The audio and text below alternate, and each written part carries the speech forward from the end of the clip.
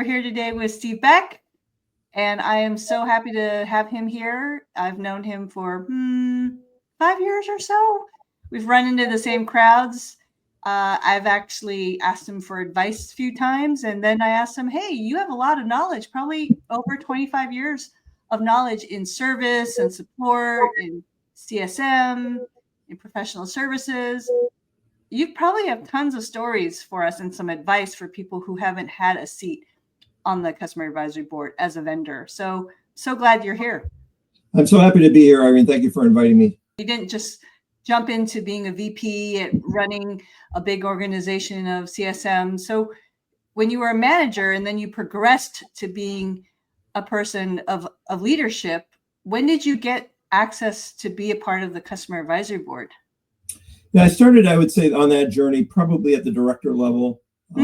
But I don't know that there's a level cutoff for that. Right? No, there's not. Yeah. Yeah, if you're good with executives, whether you're an individual contributor or an executive vice president, I think it's in your company's best interest to put you in front of customers so that they can learn from you and you can learn from them. I was just talking to Dave Kirpin about active listening, and that probably has to be a real super muscle for you and your team. Would you agree to that? Look, absolutely. And honestly, I think that is where a lot of people struggle when they're making the transition from being individual contributors to being into leadership. I can't tell you how many times when I was going through that, I wanted to jump in and take care of it and fix it. And eventually over time, that little voice started saying, oh, hold on, let's see if the team can step up and get it done.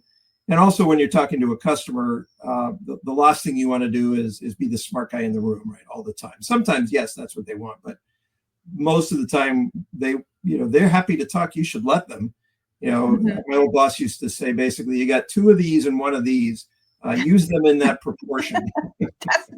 Should make a bumper sticker. Yeah, I think so. Let's go into your first cab experience, being there, listening, probably being a service or a support person or customer success. Did you get beat up, or did you have your own session, or were you in the general sessions? Just walk us through what it was like. I had a mix of both. And of course, you're always going to get beat up a little bit. Feedback is a gift. And I chose to look at it that way. If the customer's taking the time to tell you what they think of your product, you should give them that time because they're trying to help you get better. They're not saying it to be nasty. Of course, you're there to represent your team and your product and your company, and you want to talk about what's good about it. But if the customer is unhappy, you owe it to them and frankly to your business to listen to what they have to say. Write it down, socialize it, take corrective action. You don't have to change everything just because the customer didn't like X, Y, or Z. But the point is to really absorb what are the key messages here? How is this customer trying to use this product? And what outcome were they going for and they missed? Now, it could be that they are intending an outcome that was not intended for this product, in which case, that can be really dicey, right? Because they've spent all this money. But there are often things you can do there, sell them more services or, plot some things into a roadmap. But in general, if there's a gap between the business value they expected to buy and what they are currently seeing, the customer success job in particular is to bridge that gap. Yeah. You brought up something I got to ask you now. So business value, you're often as an executive meeting with, these large enterprise accounts, or maybe you're brought in when there's a concern or a lot more feedback and they want to elevate that to leadership to you. But then you shift to a CAB meeting where you're sitting with 10, 5, 20, maybe CAB members. Well, it just depends on what kind of CAB, customer advisory board. But is that an eye-opening? Because even though you might have talked to, say, 2 of them on the board, but listening to everyone all at once, talking and sharing the customers, that might be really interesting for you because you're only having often one-to-one accounts. And then now you're getting to listen to all 5 or 10. Do these conversations when customers are talking, do they ever are there these wow moments for you all? Does it help with priorities? Does it help you shape or figure out how many people to hire or keep or retain or? Absolutely. I mean, the simplest way to think about it is if you're having a one-on-one conversation with each of 20 customers, you're going to get really good feedback from all of them. When you put them together, there will be a synthesis process that happens, right? Not only will you hear probably not everything that each one said to you individually, but you will hear those key themes that are the ones that they care most about. And when they all start resonating with each other, the important stuff will bubble up. Not to mention that while you're on the topic, you'll get additional feedback about things that might not have come up in those one-on-one conversations. There is no such thing as non-valuable customer input, right? All customer input is valuable. Well, I appreciate that you're hitting that home, because I think that's oftentimes people are a little leery about having a customer advisory board. Probably for you, a customer advisory board is like, woohoo, this is easy. When I'm hearing a lot of negativity, it's a tough call to say, do I actually want this negative person? Yeah. Negative person. But the way I look at it is, look, in the end, one way or the other, the truth will out. That's right.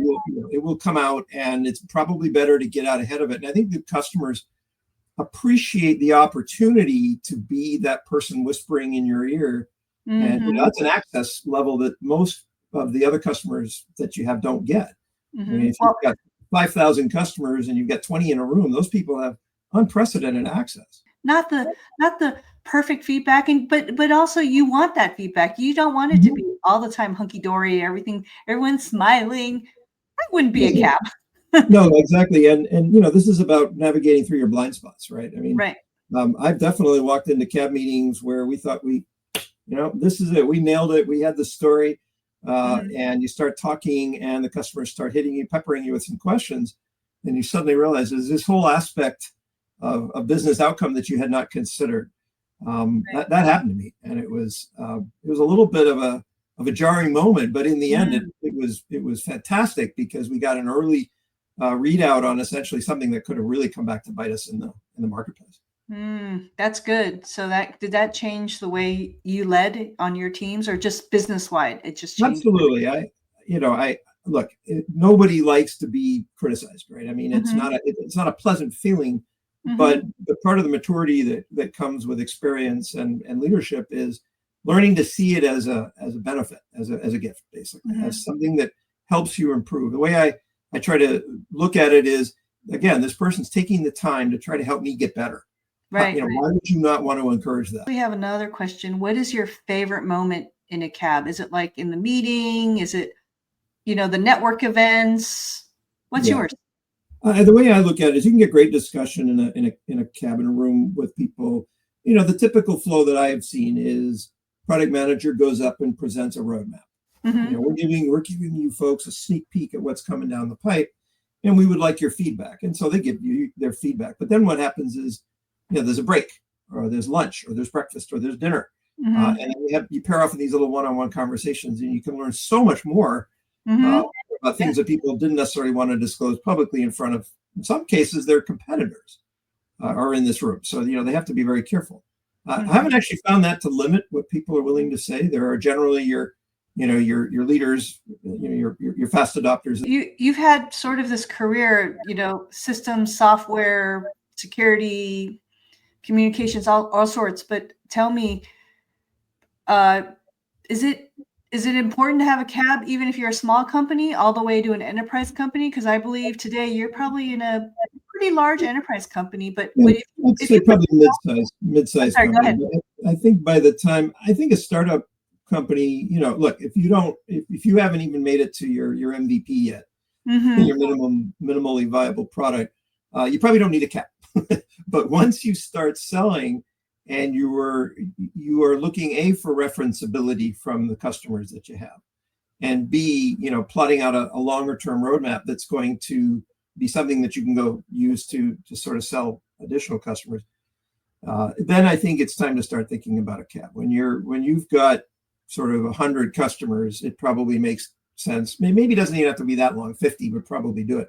But even if you've only got 5, you should absolutely have maybe a mini CAB, and just talk to customers as often as you can. Group settings are good, as I say, because there's a synthesis process that happens where one of them will have an idea and another one will say, "Oh yeah, I hadn't thought of that," and then back and forth, and that's trust. right? That Yeah. builds trust, that builds also Relationships relationships, and also maybe early design partners or people willing to say, hey, we'd really like that too. We'll give that a try. Or this is build. also, yeah, this is great because when you're developing something new and you have a beta version, let's say, and you want to go install it in a sandbox somewhere with a friendly customer who's got real Right. data and give you real feedback. Yeah. Yeah, this is a great opportunity to cultivate relationships with people who understand what they're getting into. It's beta software. It's not something you should be putting in production. Yes. And so not a lot of customers are going to be willing to do that, but your early design wins will. What about, should you have like CIOs or C-suites as customer advisory boards, or is it better to have a mix, or like say the super admin who really knows your product? What have you enjoyed? Who have you enjoyed as a customer on a customer advisory board? I think it very much depends on what you're trying to get out of the customer. If it's about sort of building relationships with these, early adopters and maybe some fast followers at an executive level, then I think you want to have an ECAP, is what we called it, executive cap. And then in addition, you have perhaps a slightly more technical, more tactical cab where you really start getting into features and benefits. The ECAB is kind of about, big picture direction. We flew over a bunch of Europeans to our conference because we actually had to start cutting our sales and marketing because we were spending more in R&D that year. So instead of having a European cab, we invited the Europeans to our user event, and we had, a day and a half for them to have a customer advisory board with us here in the Bay Area. And it was great because they taught us all about the EU compliance that we were completely, it wasn't like we were shocked, but they just spent more time like, we need this from you. We need that from you. This was a communications company, so they needed much more compliance. And so they were asking that of us. And we learned a great deal from having that one-to-one conversation. And it was more believable for them to talk to us face to face. Yeah, and you can get a sense from, again, these executives, what are some of the geopolitical, issues that concern them, and, markets that, regions they might be trying to get into or not. What's their position on, I don't know if I want to pick on specific countries, but, it's the kind of conversation you can have.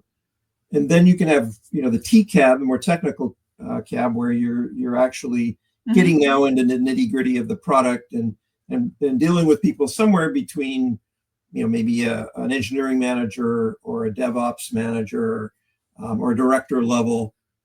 You can have some VPs in that room if they are, particularly technical or at least knowledgeable about the product and the value that it brings. Yeah, I think titles are hard. You have to talk to people. I interview them. I walk them through things so I can get a sense of, are they actually going to enjoy our agenda? And I walk them through the agenda, and I walk them through our goals and our mission, because I don't want either the person we nominated for them to sit in the room going, this really wasn't for me.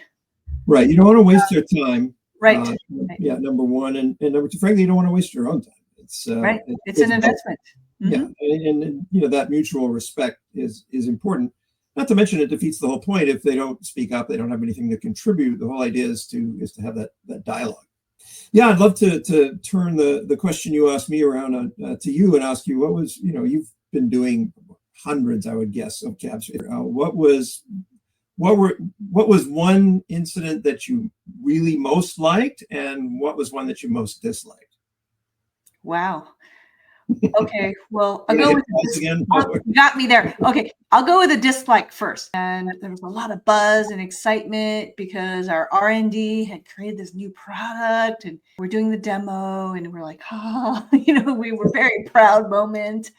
And so we asked for feedback, and one person, and I remember she was a woman in IT. She was very gutsy and said, I'm not going to buy that. And everyone was like, So she broke the ice about that the other way. They asked her why, and they said, it's not secure.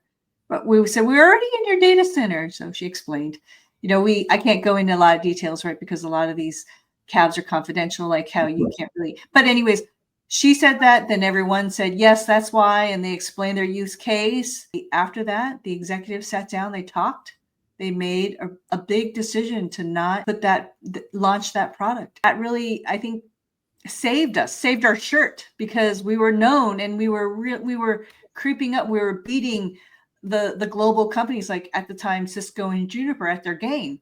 So if we came out with something and it was bad, we would have taken our progression and it would have gone down because of that. So we're very grateful for CABs for that. They basically helped you save your reputation, didn't they? I mean, That's right. That's right. Avoid reputation damage. That's one of the worst things. Yeah. That's great. Yeah, my favorite CAB is actually when we were a bigger company and we acquired a small company, but the CEO said, we're not thinking of them as acquires. We're all merging together. So he first said that. And I had a budget and I was like, oh, this is great. Finally, we're going to get to do something big in Napa. Wow. Just like the big boys, like, we were like a frugal little startup. And then like, oh, well, we merged with this company. So now we're going to try to have 2 CABs in one. And I was like, 2 CABs in one, but they're 2 different people, 2 different buyers. How are we going to do this? And, like more of an infrastructure and then more of a networking person. How are we going to put them together in the room? And so I had this product person who he drove me pretty batty, but to this day, we're very good friends, probably because of that. And I decided to say, okay, we're going to just pick the local courtyard that's brand new up the street. We're going to do it at our headquarters. All the food is going to be delicious. We're going to ask the facilities people if we can block out rooms and make this like, come to our house. We're hosting it. We're going to have fabulous food. And I invited engineers, support people who have been talking to these accounts. So every break there was interaction. We actually did the roadmap in the beginning, in the morning. Usually I like to do in the afternoon, but in the beginning for them to at least get their updates. And then in the afternoon, we talked about business. What are trends? What's going on in different countries? Do you need support? Say in Brazil, what are we doing there? Right. So that was a lot of fun. And I was actually really surprised that it turned out to be really great. And people wanted another day, but we just couldn't afford it because we had to meld two CABs into one that day. Right. Yeah. I should definitely make a plug here because I have this right by my desk. Thanks. I appreciate that. Yep. And I've learned already quite a few little insights from this book. Thank I'm super you. excited. Well, I can't wait to hear about your next CAB adventure. Thanks, Steve. My pleasure. It was really great. Enjoyed this interaction and look forward to continuing the dialogue. Great. Thanks for all your time. My pleasure. Okay. Bye.